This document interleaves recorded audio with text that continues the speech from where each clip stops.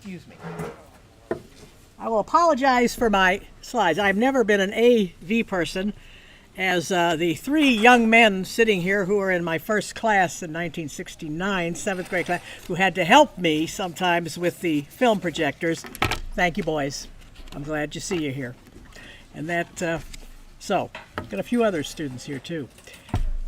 Well, we'll move on to the next slide. I'll just have to hit you because I'm not good at this. Okay. Well, as all stories begin, this one began, at least for our purposes, in 1874. The Civil War had ended 9 years before, and all those factories that produced guns and bullets and uniforms were now mass producing all of these consumer goods for a very eager public. Thank you. Try that. All right, thanks. For a very eager consumer group. And all of a sudden, this was the age of industrialization and the rise of a potent economic American middle class. That is going to change the outlook of this country in many ways. And to do that, all of a sudden, these middle class Americans now had money and they had time and they wanted leisure. So you saw springing up across the country on Martha's Vineyard, Oak Bluffs, Ocean Grove in New Jersey and other places to be able to cater to these up and coming people who wanted to do leisure time. So in 1874, the Methodist Episcopal Conference set up a small committee and tasked this committee with, I quote, finding a western Martha's Vineyards on the shore of Lake Michigan. Now this man here, and I can see that, I'm sure it's that the guy, thanks, because that's hard to see on this one. Solomon Thatcher Jr. He was a Methodist businessman, he was an entrepreneur, he was a real estate investor. He was also probably the founder of River Grove in Illinois. So he took it to heart. He got on the train one day, came up and got off at a dusty little depot called Rockland, walked east down to the Bluff. And this is what he saw. And I'm going to quote him. Its ravines and running brooks, its bluffs and beaches, its wooded parks with a great variety of trees and vines and flowers and fauna makes it a paradise indeed. And he wanted to bring this paradise to the middle class, Methodists, but others too, anybody. So what happens is he gets his group with a bunch of investors. They purchased 160 acres just south of what is now Crabtree Farms, and another for $9,000. Another 40 acres from Benjamin Close, who was the son of the first family that moved here, lakefront property. And with that, that's the germ of what began as the Lake Bluff. Rockland just didn't have it, was not a good salesman. He was a good salesman too.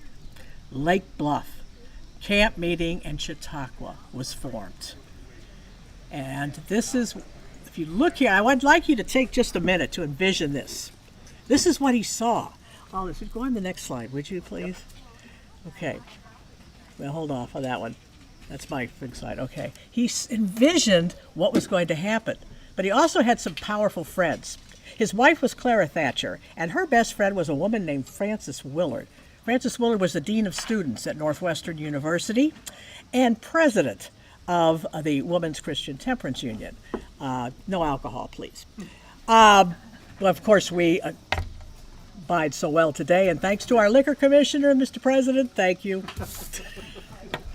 Okay, so what happens is when Frances Willard comes on board, she sees this place potentially as a venue for all of these different splinter temperance prohibition groups across the country to come together, and they did. They spent summers here. What will end up to be the root for what we now know as the great experiment, the 18th Amendment to the Constitution. This started here. I know people don't understand it, but actually did the idea for a national potent political party where a organized minority can pass a law that the majority of people felt was stupid happened. It still happens sometimes. But, as you can see, and it lasts. But it starts here. So what you have is all these things. If you go on to the next slide, this is what he saw when he came here. Is that the beach one? Yep. Okay. Our beach is 3-4 times as large as it was now. Okay, beautiful, beautiful, pristine sand. Next one. Kathy, Yeah. you want to grab the mic out and walk over there? Yeah, can I do that? See that better? Yep. Sorry, folks, I mumble fumble here. Okay, all right, geez. I feel like the price is right. Whoa! Okay. We're good. At least we'll have a... Okay, that's better.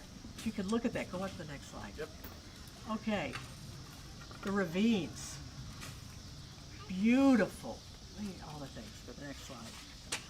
All right, this is another one of this ravine. So this is what he saw. This is what he wanted to share with people because he felt this environment would bring people here who not only wanted rest, but they wanted it in an environment of beauty. Okay, what also was important here is we had the train. That gave us transportation from the city up here, a little over an hour. He also encouraged and got the railroad to build a spur line down what is now East Sheridan Place, all the way down to what is now Moffett, and a turnaround, and there was a depot there, so people could get off of there within 3 minutes of coming here. And this is what he envisioned for here. Go on to the next one. Okay, he built actually, right over here. Imagine in 1876, this largest building, which was the office building. And this is where the meeting place was, and they would meet and greet people and everything else. So he set that up in 1876. Go on to the next slide, okay? He also knew that people needed places to stay. So he envisioned hotels here. On the corner down there was the Bluff Lodge. It's the first hotel built in 1876 here. It could sleep up to 50 people. It had a dining room. It had everything else that you would need at that. So he had that vision there. He also knew that there would be other hotels and things to go. Here, there's another one of the Bluff Lodge in here. Okay? And he envisioned a tabernacle. And folks, you are standing right where the tabernacle was. Now originally it was a tent. It was a 100 feet by 100 feet, it was 50 feet high. And the flaps would open up. There also were smaller tents because a lot of church denominations from the city would have smaller tents to hold little meetings and things of this type. There also were all sorts of benches, if you could just envision, all sorts of benches around because he felt that you didn't maybe sometimes want to sit in a crowded, hot tent because all of this nature abounded. So you could sit out and nestle amongst the trees and the flowers and everything else. So there were all sorts of benches all around here, down at the lake. And of course we replicated all that today as much as we can. We try to do that. So all over it was like that. So in 1883, the tent gave way, was folded, and this edifice was built. And this one could sit up to 2,500 people. That's a lot of people. Even today, that's a heck of a lot of people. Okay, and the doors would open so that would spill out and things of this type. So in 1883, this is this wooden edifice here, which is going to last until the turn of the 20th century. And that's where all of the events were going to happen. You go on to the next one. You can see, okay. You should go back one. I think we missed one. Oh yeah, we missed a couple here. Okay, yeah, stop right there. And then they needed a grand hotel. Something that would really attract people from all over the country. So right across this entire block right here was the Hotel Irving. Sat on the entire block. You know, actually, if you look at the contours, it is the flattest block of the east side of town. Okay? Because the hotel, to call this, down at the end were the tennis courts. There were flowing fountains in the front. It was 5 stories high. It had the grocery store, it had a barber shop, it had shops, it had arcades, and it had room for 500 people, and it had running water in the rooms. Now in 1883, that was quite the thing, and it came from Artesian Lake, which they had built down there, and flowed down here to that. So it was quite, people came. It was quite the thing. Unfortunately, it's going to burn. All wood. 1897, May 30th. They were getting ready to open for the season. Someone tips over a oil lamp. The whole place goes up. We almost lost what was the entire town. They tried a water brigade down to the lake down there, cleaning it up. After that, which was not successful, they decided we probably need a fire department. But this is why we have we have the only volunteer fire department left on the North Shore. 1897 it started. With the demise of this, we have our fire department, and it's still all volunteer. Okay, go on to the. This is another picture of it. You can see, really massive. If you've been to Mackinac Island and you've seen the Grand Hotel, almost a duplicate.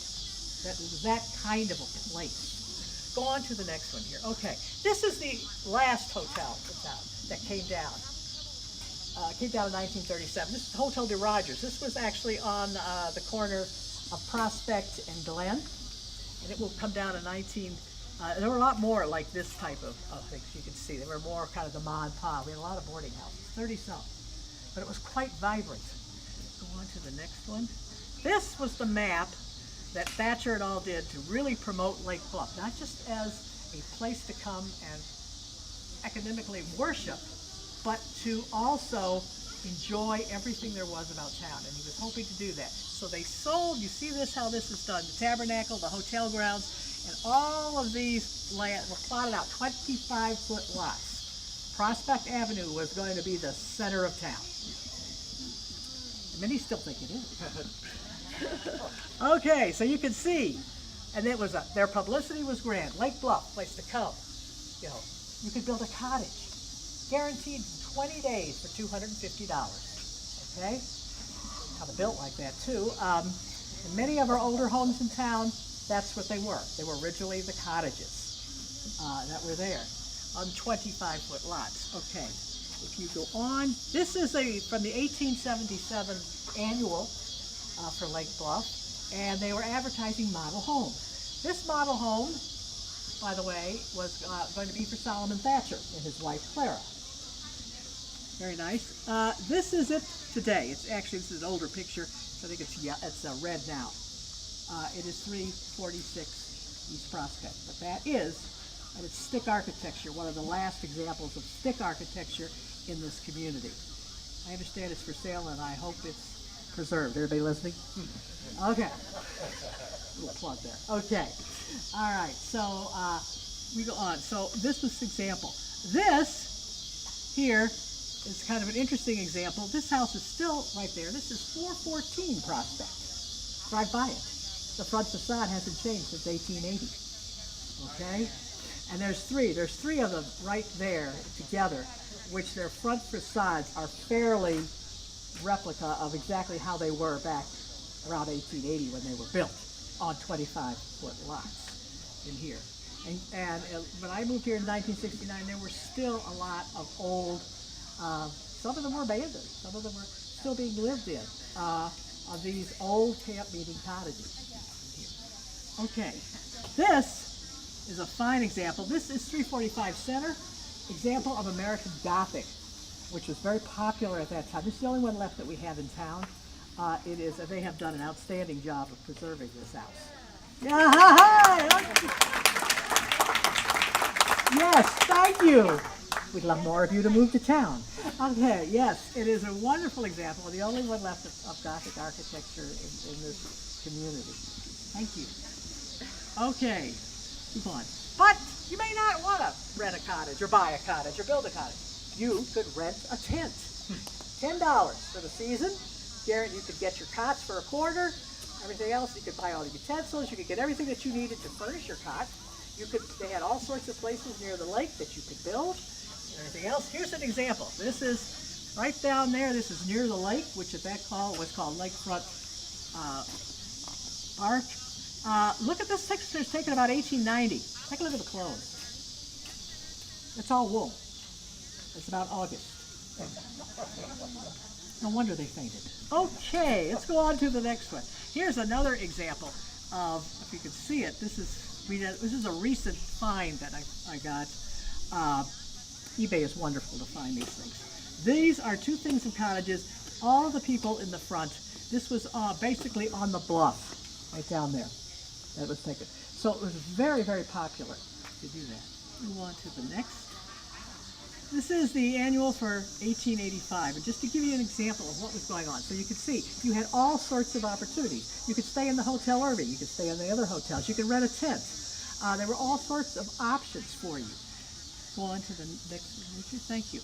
This is what was going on. You had all sorts of entertainment. We had our own orchestra, 20-piece orchestra with a paid conductor, well-known conductor, H.A. Lyon. Okay, we had chorus. Not only did they have the Methodist meetings, they had all sorts of other things going on. One of the first kindergartens was here. Kindergartens became very popular in the United States, or started to, in the 1860s and 70s. So when in the 1870s, 1880s, we have our own kindergarten program here. That was outstanding, very forward thinking for the time. Okay? We also had all sorts of assemblies and entertainment that was going on here. Plays were put on. Everything was put on except for card playing and alcohol. Okay, that was, Methodists did not want that at the time. Okay, this is part of the annual. This is their thing. Water, pure, crystal thing. Grocery store, boarding houses, accommodations. It had everything for you. So that rising American middle-class family that wanted to come for the summer, or maybe for a week, or however, their husbands could go back to the city on the train.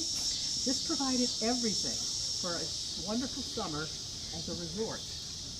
Okay, this is Solomon's Pool. It was halfway down the bluff on the beach. If you go down the stairs as you go down to the beach, and then there's that separate one that goes down sideways. If you go halfway down, that's where Solomon's Pool, it had medicinal purposes. If you dipped in that, put your hand to your feet, everything else, you'd be cured. That was supposedly at Solomon's Pool. That was done. I've tried to find it, and I can remnants of it, but I never could. Okay, here were all the things. These are the programs that were happening at this time. It's important to know who they brought here, the types of people that they had. They brought in the 1890s a woman by the name of Jane Addams, who was just starting out in 1889. She had set up Hull House, which was basically for immigrant families and things, to be able to help them assimilate and take care to the American way of life. She came here, she taught. So you have to understand this is very progressive for the time that we had this. Later on, Jane Addams, of course, will found in 1919 the Women's International League for Peace and Freedom, which will cause her to win, the first American woman and second woman ever to win the Nobel Peace Prize in 1931. We had quality people here that were attracted to this place for what it offered and for its beauty. Go on to the next here. Okay, this is another type of the weekday program. So they had children's programs, French. You could take French lessons, you could take German lessons, you could take Latin lessons. They had biology classes. They had things on how to use a microscope, chemistry. So there was all sorts of these things going as part of the Chautauqua program, but anyone else coming could join in. And so what you had, plus you had that beautiful beach and the ravines. Okay, room and board, transportation, everything was there. You go on to the next. Okay. Lake Bluff is noticeably a beautiful place. University recognized most attractive summer resorts in the Northwest. It was really pushed at that, because not only were these Methodist ministers led by Solomon Thatcher and others, they were businessmen. And they were hoping at some point to turn a profit, though unfortunately, you can't mean you never did. It was a loss all the time, but it was beautifully run. Okay, here, this is what they put bridges over the ravines and things for the kids. Look how lush everything really was. Go on to the next. Okay, then they talked about bicycles. We had a whole bicycle trail all the way down from Chicago to Chicago back. Bicycles were very big. Tennis was very big. So lots of things that we still do, that we do today, was big back there in the 1880s and 90s. Okay, now the beach, circa 1890. Those guys are in wool out there. Their bathing suits are all wool, you know. Interesting. Look at the huts. Now there was a law. You could not wear your bathing suit off the beach. it was considered to be rather obscene to show your limbs off the beach. In fact, you couldn't show your limbs if you were a woman. You had to wear long stockings all the time. But there are all sorts of bathhouses. If you were wealthy enough, you had your private bathhouse. The Hotel Irving had a series of bathhouses, or you had the public bathhouses for you to change. Okay, we'll go on the next. Here's another one that kind of shows you. Look how the beach was so beautiful, how big it was.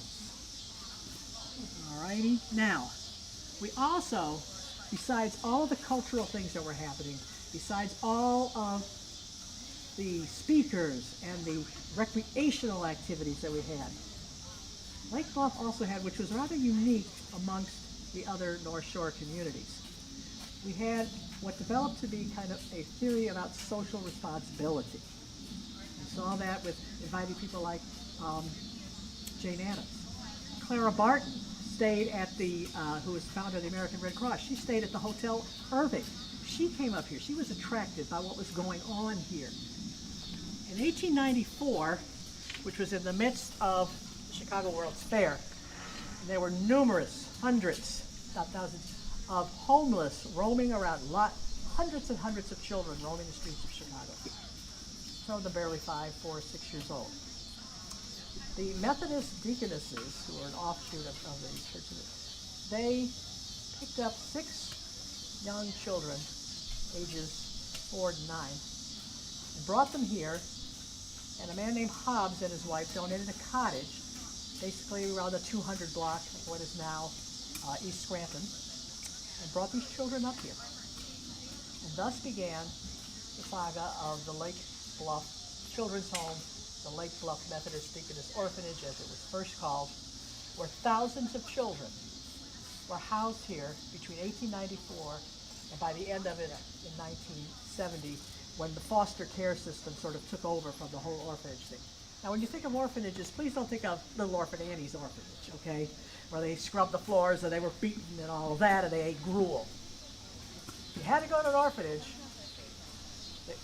they told me this was the place to go, because we have had so many people come back and look at it. We have actually have a couple of had some volunteers at our museum of people who grew up in the orphanage and have said it was a good place. For the most part, you went to the Lake Bluff schools, except for a short period of time around 1900 where they felt they didn't want the children there, but that soon ended. They went to our public schools, and they grew up here up until the age 12. That was it.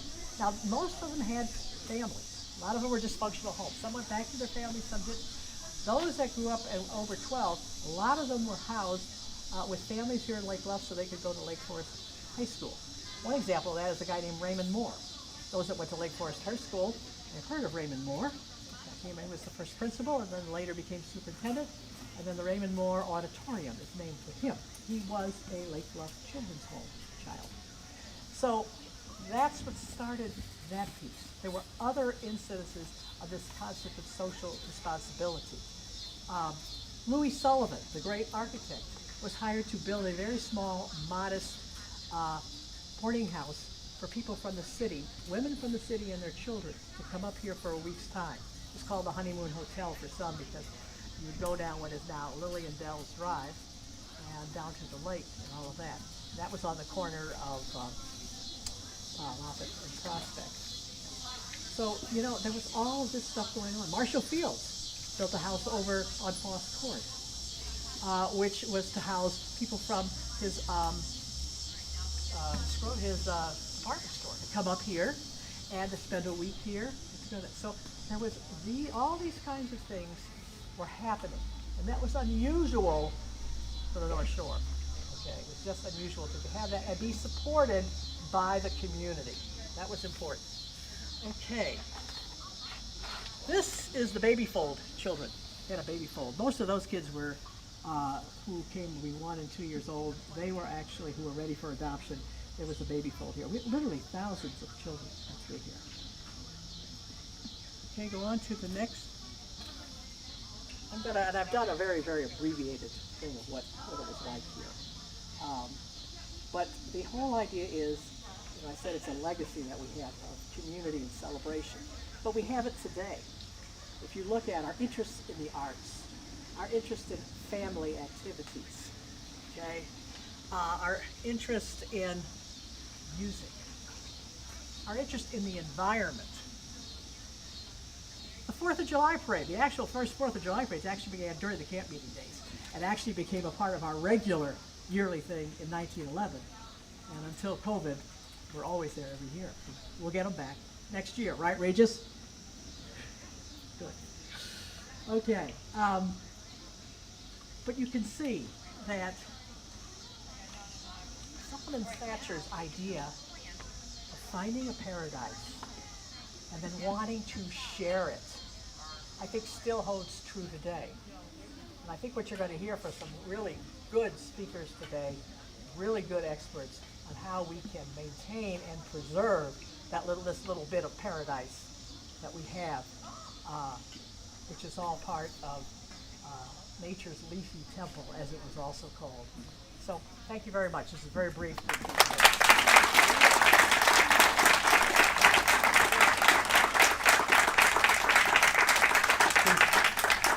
Are there any questions for Kathy O? I have one that I'd like to ask. I've heard rumors that there was a double-decker outhouse. There absolutely was. On this property. Yes, there was. Can you explain the engineering? Well, I've always wondered about the engineering. There was a double-decker. Elmer Valete, who was actually the first historian here, a delightful man. He said, yes, there was on these grounds. Now, so obviously it was a crowded place, a double-decker, one or two. My always thought was, I sure hope it was a solid floor on the second floor there. And as you know, all around this town here, everyone originally had outhouses. All of these were outhouses, not all of this property. You dig down deep enough, who knows what you're going to find? Because after a while, when they would also pour their garbage in there. So you could find all sorts of stuff like this. On the corner down here, someone once found a few years ago, gave it to us in the museum, is a mug from the Bluff Lodge, which was the first hotel, which burned in 1904. So there's still a lot of stuff around here. There's a wagon wheel that's in the museum that a third grader, he's now out of college, but he found going through the ravine, okay, and he rolled it up Prospect for us, okay. I mean, there are still all sorts of things back to the Indian days. So it is a magical place in many ways. And if a person wanted to learn more about Lake Bluff history, where would they go to the Lake Bluff History Museum. Thank you. Good fun. Okay, thank you very much.